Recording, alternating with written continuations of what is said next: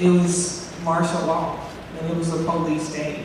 And I have a way of looking, I do these films, and my second film is called We Demand, and it's actually on the May crisis of 1970 after the 4 co-ed students were murdered at Kent State.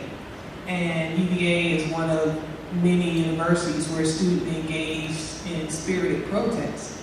And so the National Guard, state troops, local police, and one of the demands was that the university, what they call demilitarized. It was a demand, one of the 9 demands that the students put forth. And so to just be completely honest with you, when I saw that, my mind immediately just rushed back to the images that I have of 1970, when the National Guard is actually running through the lawn. There's actually a canine team.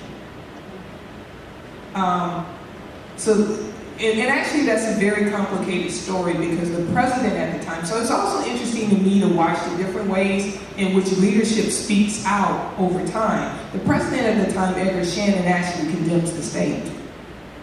And this is the beginning of Richmond, saying he has to go, but also the beginning, and this may shock some of us, of the idea of UVA as kind of a bastion of liberalism. UVA has a complicated history in the imagination of the state. And if you don't do the history, you won't know this. It's also because by the 80s and the 90s, UVA, for example, has a black population of about 10–11%, when most of the schools in the state, like Virginia Tech and some places, they're nowhere near that.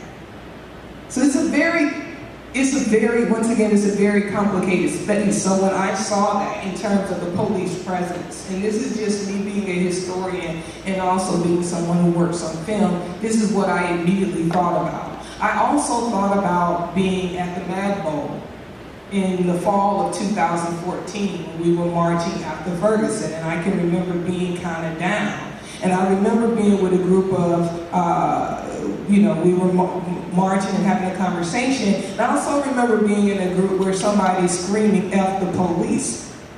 And somebody who I think in some ways was not thinking about our welfare at all. Because if you've ever been at Mad Bowl, it's a weird kind of position because you're very much down, and you're surrounded by people who are up. And so I'm thinking, okay, how the hell am I going to run up this hill? I say all of that to say, I think about 2006, spring of 2006, when 17 students were arrested in Madison Hall during the living wage campaign. I saw all of those images, and I'll never forget, because I was there, I'll never forget seeing those students thrown into the paddy wagon. I saw all of that within the context, and there was a part of me that just said, why? I mean, I knew why.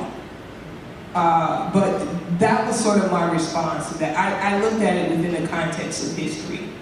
And I struggle sometimes to kind of negotiate, are we moving forward or are we moving backwards?